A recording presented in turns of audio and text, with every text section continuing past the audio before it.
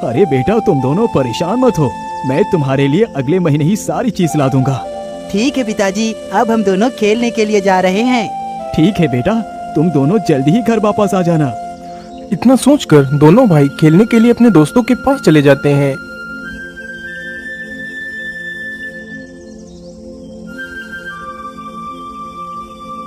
अजी, आप इन बच्चों को क्या समझा रहे थे? और कुछ नहीं सेठानी जी, मैं बस इन दोनों का बचपन जी रहा था। अरे जरा उधर देखिए, उन दोनों पक्षियों के जोड़े को। वह दोनों अपने बच्चे को कैसे प्रेम कर रहे हैं। इनके इस प्रेम को देखकर कितने आनंद की अनुभूति होती है। हाँ सेठानी जी, आप एकदम ठीक कह रहे हैं। इन्हें देखकर तो मेरा हृदय प्रसन्नता से भर जाता है। इसी प्रकार दोनों सेठ और सेठानी का परिवार खुशी खुशी अपना जीवन यापन कर रहा था।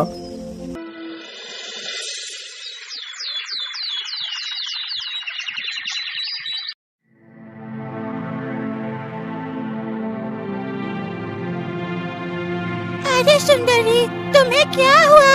आज तुम इतना गुमसुम क्यों हो? क्या बात है? अजी, आज मेरी तबीयत कुछ ठीक नहीं लग रही। ऐसा लगता है जल्दी ही मेरे प्राण निकलने वाले हैं। अरे सुंदरी, तुम ऐसी बात क्यों करती हो? तुम चिंता ना करो, मैं अभी जंगल वाले साधु बाबा के पास जाता हूँ और दवाई लेकर जल्दी ही आ जाता हूँ। इतना कहकर चिड़ा वहाँ से उड़कर चल देता है। कुछ ही देर में चिड़ा साधु बाबा के पास पहुँच जाता है।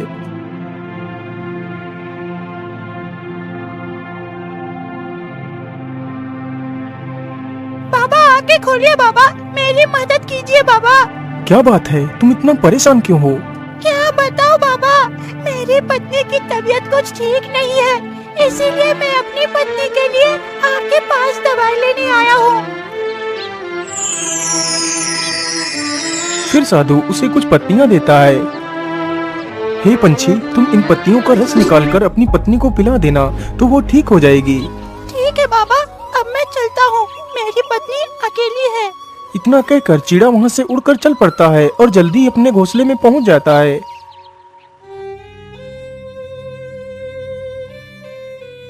अरे सुंदरी, तुम्हें क्या हुआ? तुम मुझसे कुछ बोल क्यों नहीं रही? देखो, मैं तुम्हारे लिए दवाई लेकर आया हूँ, तुम जल्दी से इसे खा लो, तुम ठीक हो जाओगी। बेचारा चिड़ा उसे उठाता रहता है, लेकिन चिड़िया अब कहाँ उठने वाली थी। वह तो इस दुनिया को अलविदा कहकर बहुत दूर जा चुकी थी। बेचारा चिड़ा और वह दोनों बच्चे उस मृत चिड़िया के शरीर के पास बैठकर रोते रहते हैं। अरे सेठानी जी, आज इस चिड़े को क्या हुआ? ये रो क्यों रहा है? सेठ और सेठानी दोनों आपस में बात कर ही रहे थे कि तभी चिड़ा चिड़िया की लाश को उठाकर घोंसले से बाहर निकलता है और पेड़ के नीचे आकर एक गड्ढा खोदने लगता है ताकि वह अपनी पत्नी को पेड़ के नीचे दफना सके। अरे ये क्या, ये चिड़िया तो मर गई है, तो इसका मतलब ये चिड़ा इसी के लिए रो रहा था। अजी, ये तो कितना बुरा हुआ। बेचारे की पत्नी की मृत्यु हो गई, बेचारा अब तो अकेला ही रह गया।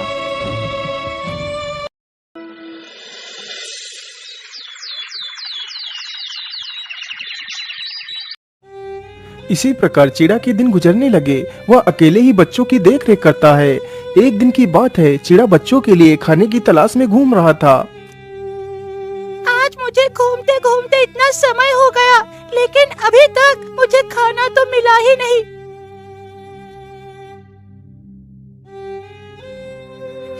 हे भगवान, मेरे लिए ना सही, मेरे बच्चों के लिए खाना दे दीजिए।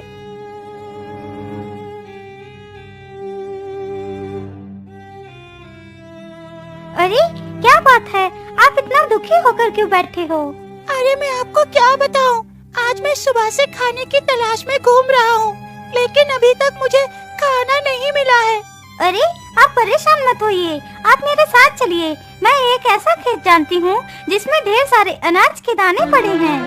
इतना कहकर दोनों वहाँ से उड़ पड़ते हैं और जल्दी ही उसी खेत में पहुँच जाते हैं। चिड़ा जल्दी से कुछ दाने चुन लेता है। आपका बहुत बहुत धन्यवाद जो आपने मुझे ये खाना दिया।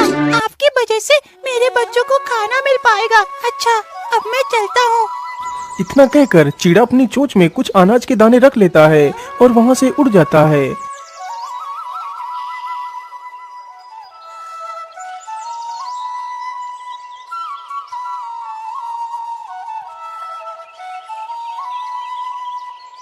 अब तो वह चिड़ा रोज उसी खेत में दाने चुनने के लिए आता है और उस चिड़िया से मिलता है।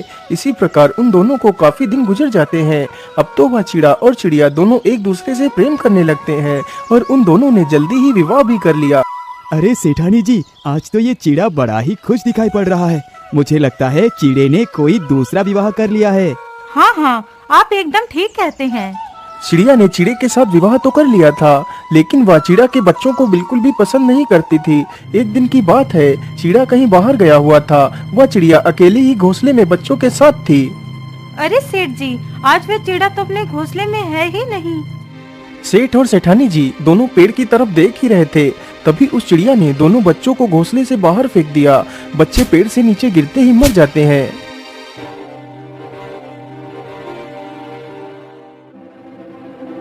अरे राम राम, इस दुष्ट चिड़िया ने तो बेचारे बच्चों को नीचे फेंक दिया। ये तो कितनी दुष्ट है। हाँ सेठानी जी, ये चिड़िया तो वाकई कितनी दुष्ट है, जिसने इन मासूम बच्चों को नीचे फेंक कर मार दिया।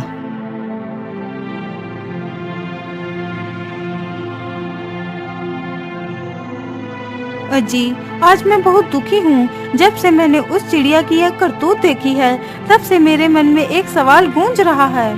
लेकिन सेठानी जी, आखिर आपके मन में ऐसा क्या सवाल चल रहा है?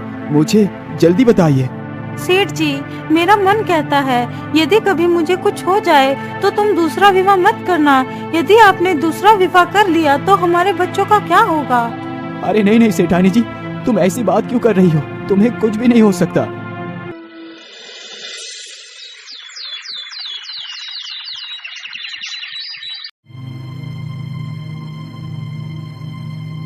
अगले ही दिन सेठानी की भी तबीयत ज्यादा खराब हो जाती है। अरे सेठानी जी, आज आप इतना देर तक सोती रही, क्या बात है? अजी, आज मेरी तबीयत कुछ ठीक नहीं है। सेठ जैसे ही सेठानी के सिर को छूकर देखता है तो सेठानी जी को बहुत जोर का बुखार था। अरे सेठानी जी, आपको तो बहुत जोर का बुखार है। अरे हरिया, जल्दी से वैद्य को बुला कर लेकर आओ। हरिया तुरंत ही वहाँ से जाता है और जल्दी ही वैद्य के पास पहुँच जाता है। वैद्य जी, आप जल्दी चलिए, हमारी सेठानी जी की तबीयत बहुत ज्यादा खराब है। वैद्य इतना सुनते ही हरिया के साथ चल पड़ता है, लेकिन हरिया वैद्य को लेकर जब तक पहुँचता है तब तक वह सेठानी भी इस दुनिया से बहुत दूर जा चुकी थी। सेठानी जी, तुम मुझे छोड़कर कहाँ चली गई? अब मैं तुम्हारे बिना अकेला क्या करूँगा? इसी प्रकार वह सेठ तथा वह दोनों बच्चे बेचारे रोते रहते हैं। फिर सेठ अपनी पत्नी का अंतिम संस्कार करता है। जब से सेठानी जी की मृत्यु हुई थी तब से सेठ गुमसुम रहने लगता है। सेठ को गुमसुम देखकर उसके दोनों नौकर हैरान थे। अरे हरिया भाई, यदि ऐसे ही सेठ जी का हाल रहा तो हमारा क्या होगा? हाँ हाँ खुराई, तुम एकदम ठीक कह रहे हो। तो हम लोग क्यों ना ऐसा करें कि सेठ जी का दूसरा विवाह करवा दिया जाए। हाँ हाँ हरिया, तुम एकदम ठीक कहते हो। इतना सोचकर दोनों सेठ के पास जाते हैं। सेठ जी, यदि आप बुरा ना माने तो हम आपसे कुछ कहना चाहते हैं। हाँ हाँ बोलो, क्या बात है हरिया, तुम मुझसे क्या कहना चाहते हो? सेठ जी, आपकी ये उदासी हम दोनों से देखी नहीं जाती है। आप मेरी माने तो आपको दूसरा विवाह कर लेना चाहिए। अरे नहीं हरिया, मैं दूसरा विवाह नहीं कर सकता। लेकिन सेठ जी, यदि आप विवाह नहीं करेंगे तो आपका कारोबार कौन संभालेगा? यदि आप कारोबार संभालेंगे तो इन बच्चों को कौन संभालेगा? इसीलिए आपको विवाह तो करना ही पड़ेगा। दोनों नौकर सेठ को काफी देर तक समझाते हैं। अंततः सेठ दूसरे विवाह के लिए तैयार हो जाता है। अच्छा ठीक है, मैं विवाह करने के लिए तैयार हूँ। फिर सेठ बड़े ही धूमधाम से दूसरा विवाह कर लेता है।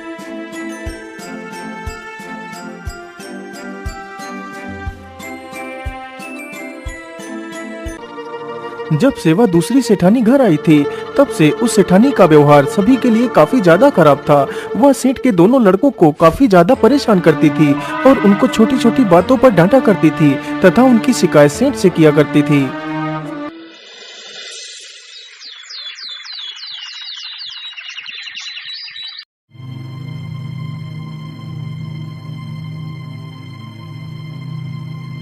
अरे राम और श्याम, तुम दोनों अभी तक सो रहे हो। चलो जल्दी से उठो और जाओ मेरे लिए बाजार से मिठाई लेकर आओ।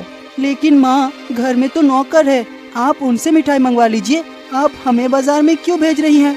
अरे दुष्ट, तू मेरे साथ जुबान लड़ाता है। रुक, आने दे तेरे पिता को।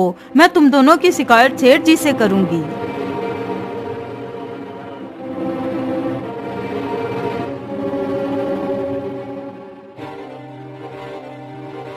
अरे सेठानी जी, क्या बात है? आज आप फिर से उदास होकर बैठी हैं। जी सुनिए ना, आपके ये दोनों पुत्र दिन पर दिन जितने बड़े होते जा रहे हैं उतने ही ज्यादा कामचोर भी होते जा रहे हैं। आज आपको फैसला करना ही होगा, या तो आप मुझे ही रखो अपने पास या फिर उन दोनों लड़कों को ही। यदि आप उन दोनों को रखोगे तो आज मैं हमेशा के लिए चली जाऊंगी। सेठानी के मुंह से यह बात सुनते ही सेठ बहुत घबरा जाता है। अरे हरिया, तुम दोनों कहाँ हो? जी मालिक, बोलिए, हमारे लिए क्या आदेश है? हरिया और गुरई, तुम दोनों जाओ और राम शाम को कहीं दूर जंगल में छोड़ कर आओ, जहाँ से वो दोनों कभी वापस लौट कर ना आ सके। लेकिन मालिक, आप ये क्या कर रहे हैं? आप अपने ही पुत्र को जंगल में छोड़ने की बात कर रहे हैं। हरिया, मैंने तुमसे जितना कहा है बस उतना ही करो। सेठ के मुंह से यह बात सुनते ही हरिया और गुरई दोनों सेठ के लड़कों के पास जाते हैं। अरे राम और शाम, आज हम लोग जंगल में टहलने के लिए चल रहे हैं, चलो हमारे साथ चलो। हाँ हाँ, चलिए हरिया भैया। इतना कहकर वह दोनों नौकर उन दोनों लड़कों को लेकर जंगल की तरफ निकल पड़ते हैं।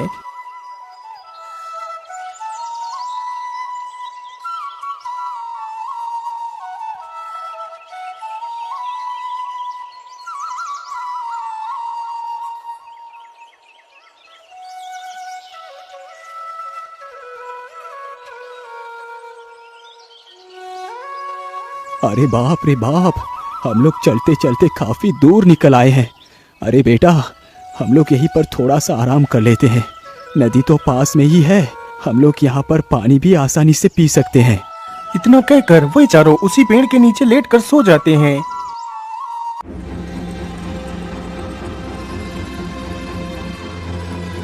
अरे हरिया भाई, जल्दी से उठो और जल्दी ही यहाँ से वापस चलो। कहीं यहाँ दोनों जग गए तो समस्या हो जाएगी।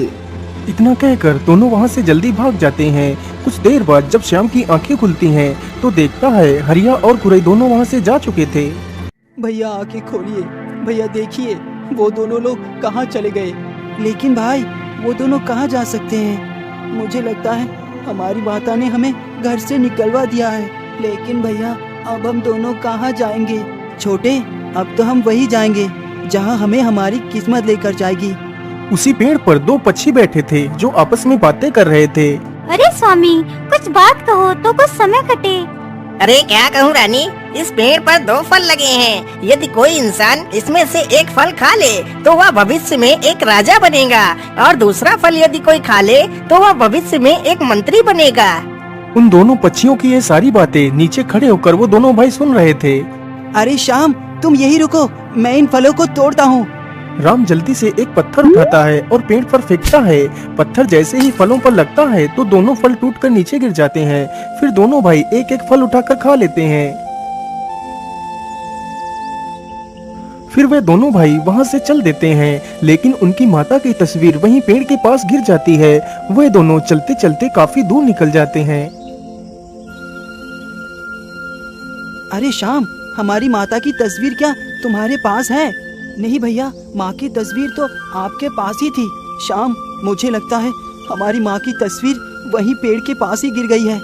अरे श्याम, तुम यही रुको, मैं अभी तस्वीर उठाकर ले आता हूँ।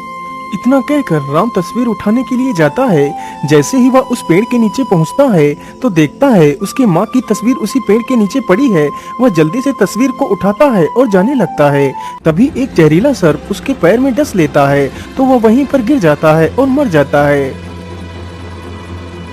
अरे भैया को गए हुए तो काफी समय हो गया है, लेकिन अभी तक वो लौटकर नहीं आए हैं। कहीं वो किसी मुसीबत में तो नहीं आ गए? चलो चलकर देखता हूँ। इतना सोचकर वह जल्दी से पेड़ के पास जाकर देखता है तो उसका भाई मृत होकर जमीन पर पड़ा है। यह देखकर वह रोने लगता है। भैया, आपको क्या हो गया? उठो भैया, उठो भैया, क्या आप भी मुझे छोड़कर चले जाएंगे? पहले तो हमारी माँ हमें छोड़कर चली गई और आप भी मुझे छोड़कर जा रहे हैं। हाँ, अब मैं जीकर क्या करूँगा? अब मैं भी इस नदी में कूदकर अपनी जान दे दूंगा। इतना सोचकर वह भी नदी के किनारे पर पहुंच जाता है और जैसे ही वह नदी में छलांग मारने के लिए आगे बढ़ता है। रुक जाओ पुत्र, तुम ये क्या करने जा रहे हो? तुम कौन हो बेटा, और इस प्रकार नदी में कूदने के लिए क्यों जा रहे थे? बाबा, मेरा नाम श्याम है और ये मेरा भाई है। फिर श्याम अपनी सारी कहानी उस साधु को बताता है। श्याम की यह सारी दुख भरी कहानी सुनकर साधु को उस पर दया आ जाती है। बेटा, तुम दुखी मत हो, मैं तुम्हारे भाई को ठीक कर देता हूँ। फिर साधु अपनी शक्तियों से राम को पुनः जीवित कर देता है। हे साधु बाबा, मेरी जान बचाने के लिए आपका बहुत बहुत धन्यवाद।